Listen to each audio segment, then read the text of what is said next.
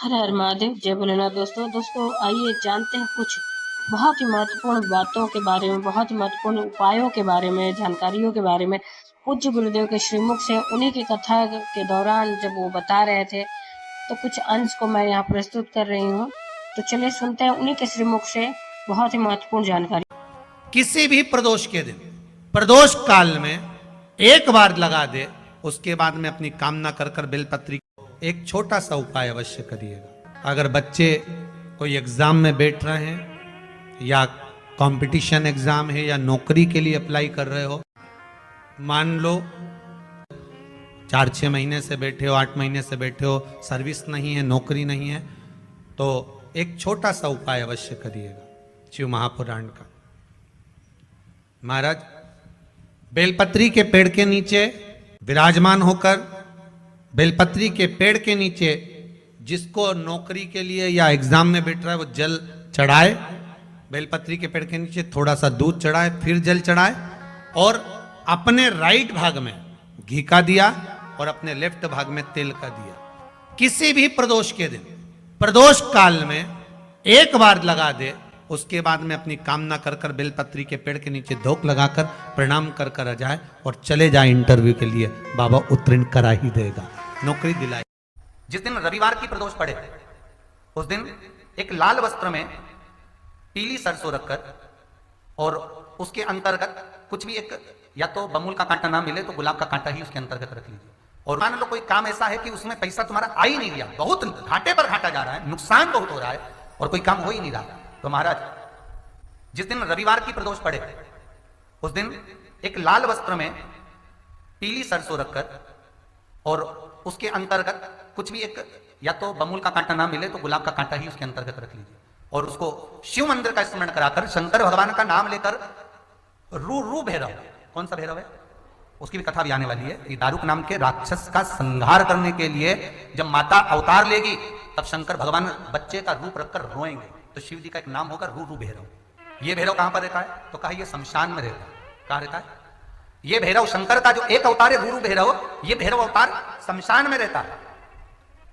तो इस भैरव का काम क्या है तो कहा शमशान में, शमशान की जो अग्नि होती है भले की लकड़ी रहे, भले उसमें कोई पदार्थ डाले ना डाले, थोड़ी देर में वो अग्नि रू आवाज, हल्की सी शमशान की जो अग्नि जलती है उसमें एक आवाज आती है। आप ऐसे कोई अग्नि जलाएंगे ना तो आवाज नहीं आएगी, ध्यान देना।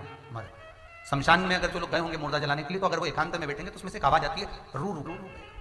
तो शिव पुराण कह रही है कि उस सरसों को, कांटे को रू भैरव का नाम लेकर जिस व्यापार जो नहीं चल रहा है, दुकान जो नहीं चल रही है, उस दुकान के सामने, उस व्यापार के सम्मुख में उसको जला दिया जाता है। ये करा जाता है रवि प्रदोष के दिन। महाराज कौन से प्रदोष?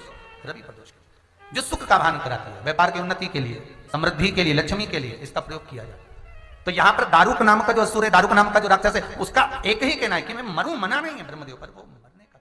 नंदी का एक पांव जो ऊपर होता है, आप लोग दर्शन करे होंगे शंकर जी के मंदिर में नंदी के, तो नंदी का एक पांव उठा हुआ होता है, एक पांव नीचा की ओर होता है। हड्डी से जुड़ा हुआ रोग, नेत्रों से जुड़ा हुआ, मस्तिष्क से जुड़ा हुआ कोई रोग रहता है तो एक नीले कलर का फूल आता है महाराज, उस फूल में हल्दी डालकर गुरुवार का प्रदोष पड़ने पर जो नंदी के पांव के पास समर्पित कर देता है महाराज, उसका रोग धीरे धीरे समाप्त होने लगता है। लिंग पुराण कहती है कि नंदीश्वर भगवान के सामने जो पुष्प समर्पित करा जाता है उसको, ये तो लिखा था स्कंद पुराण और शिव पुराण। लिंग पुराण कहती है जो फूल आपने समर्पित करा उसको लाकर पानी की बाल्टी में डालकर आप स्नान भी कर सकते हो, उससे भी हड्डी के जितने रोग होते हैं उसमें आराम लगने लगता है। जैसे कहीं शरीर नहीं चल रहा, हाथ झुन्न पड़ रहा है, हाथ काम नहीं कर रहा, हाथ में झुंझुनी आ रही है, कंपन आ रहा है, जैसे मान लो कोई काम, चाहे वो शनिचरी प्रदोष हो, चाहे रविवार की हो, सोमवार की हो, मंगल की हो, बुधवार की हो, गुरुवार की हो, शुक्रवार की हो, शनिवार की हो, कोई भी वार की हो, प्रदोष, प्रदोष काल में शाम का समय सूर्य डूब रहा हो, बस डूबा ही हो, और उस समय पर केवल 3 दिन ऐसे रहेंगे, 3 बार ऐसे रहेंगे, 3 तिथियां ऐसी रहेंगी, 3 समय ऐसा रहेगा जिस समय पर तेरे द्वारा निर्मित शूल को भी शिव धारण करेगा और जगत का कल्याण करेगा। 3 दिन, 3 तिथियां, 3 बार, 3 नक्षत्र, 3 घड़ी, 3 पल।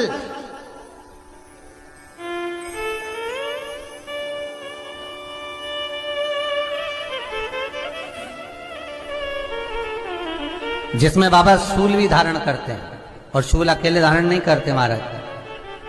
जो धतूरा होता है ना, दर्शन करें धतूरे के, कांटे कांटे सा होता है धतूरा, तो वो धतूरे के साथ में बाबा शूल धारण करते हैं। बेलपत्री के शूल को, ये बहुत बहुत आनंदमय कथा है महाराज जी। जिसके जीवन में हमेशा कांटे ही मिले हैं। बेटी बड़ी हुई तो घर में मायके में दुख देखा, और मायके से गई ससुराल में तो ससुराल में दुख देखा। ससुराल में भी दुख देखने के बाद में भी पति को बहुत कुछ काम खुलवाया, बहुत धंधे खुलवाए, नौकरी लगवाई, पर वो पति बार बार छोड़ कर आ गया, बार बार तकलीफ भोग रहा है, बार बार कष्ट भोग रहा है। फिर थोड़े दिन काम करता है, थोड़े दिन छूट जाता है, फिर व्यापार में बढ़ता है, फिर छूट जाता है, फिर कोई दुकान खुलवाई, थोड़े दिन अच्छी चली, फिर वापस वहीं घर पर आकर बैठ गया। अर्थात उसके जीवन में वो शूलता चल रही है। तो बाबा देवाधिदेव महादेव कहते हैं, ये 3 घड़ी, 3 पल, 3 नक्षत्र, 3 समय, 3 दिन में जो शूल मुझे समर्पित करता है, उसके जीवन से मैं शूल हटा देता हूं। वो 3 दिन लिखे स्कंद पुराण।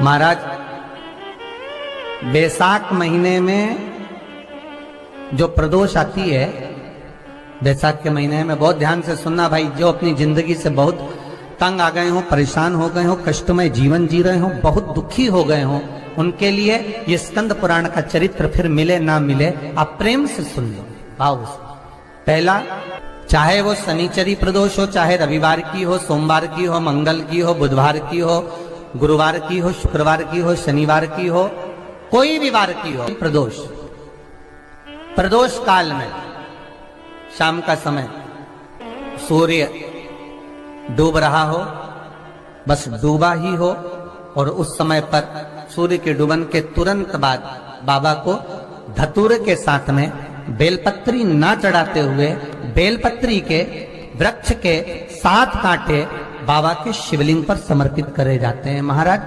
अपनी जिंदगी में अड़चनों को हटाने के लिए। फिर आप जिस व्यापार में उतरे, जिस व्यवसाय में उतरे, जिस नौकरी में उतरे, आप दिल से करें, आपको तरक्की मिलेगी। आप हार नहीं सकते, नीचे नहीं आ सकते, उन्नति पर ही चढ़ेंगे। एक वैशाख मास की प्रदोष, दूसरा शिवरात्रि के दिन मध्याह्न का समय महाराज, जो बड़ी शिवरात्रि होती है माघ की, बड़ी शिवरात्रि के अंतर्गत मध्याह्न का समय, दोपहर के ठीक 12 बजे, चाहे फिर वो कोई भी दिन हो हमारा, शिवरात्रि जिस दिन पड़ रही हो,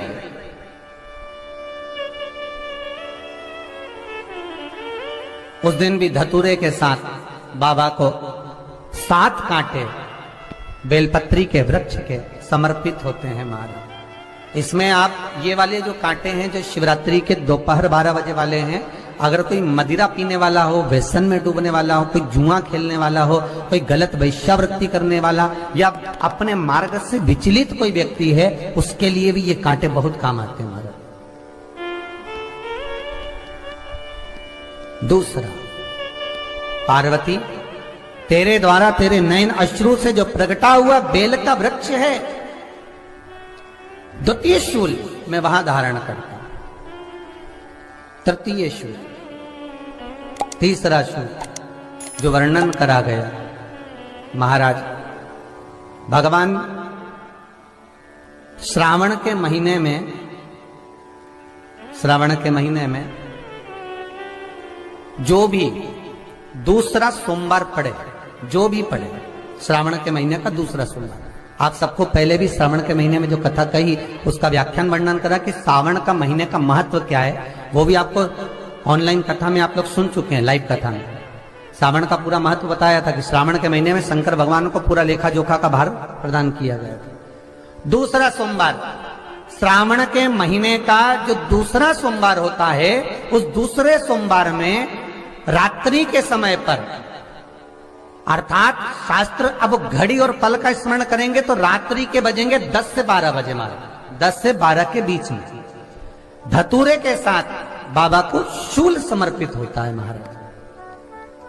ये भी हमारी बाधाओं को, हमारी तकलीफों को, व्यापार व्यवसाय के लिए, नौकरी सर्विस के लिए, बहुत सारे एग्जाम में आप बैठ लिए, गवर्नमेंट एग्जाम के लिए बैठ लिए, नहीं हो रहा, ये 3 बार मेरे शंकर को बेलपत्री के वृक्ष के शूल समर्पित होते हैं, उसका आनंद पाना। मेरी जीजियों, 2 चीजें बड़ा स्मरण में रखिएगा। एक बैसाख महीने में मट्टी के पात्र का जल, अभी क्या चल रहा है? फागुन। अभी क्या चल रहा है? फागुन। जब बैसाख का महीना आए ना,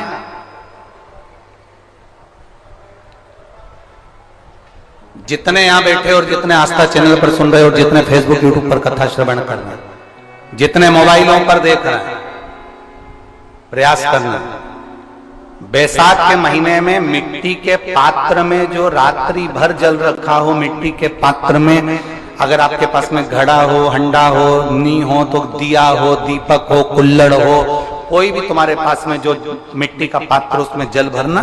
वो जल बैसाख के महीने की किसी भी सोमवार के दिन, किसी भी सोमवार के दिन, बैसाख महीने या किसी प्रदोष के दिन या बैसाख महीने के शिवरात्रि के दिन, वो मिट्टी के पात्र का जल अपने घर के प्रत्येक व्यक्ति का स्पर्श कराकर उस मिट्टी के पात्र के जल को तांबे के पात्र में डाल लीजिए और घर के प्रत्येक व्यक्ति का स्पर्श करा लीजिए और शंकर भगवान पर कुंदकेश्वर महादेव के नाम से समर्पित करिए।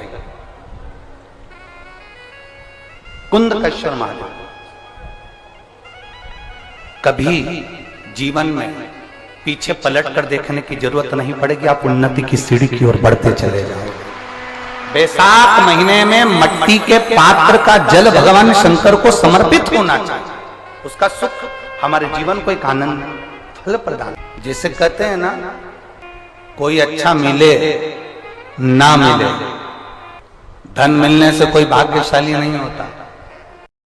तो उम्मीद करते हैं जानकारी आपको अच्छी और उपयोगी लगी होगी। अगर अच्छी और उपयोगी लगी तो एक लाइक छोटा सा अवश्य करिए।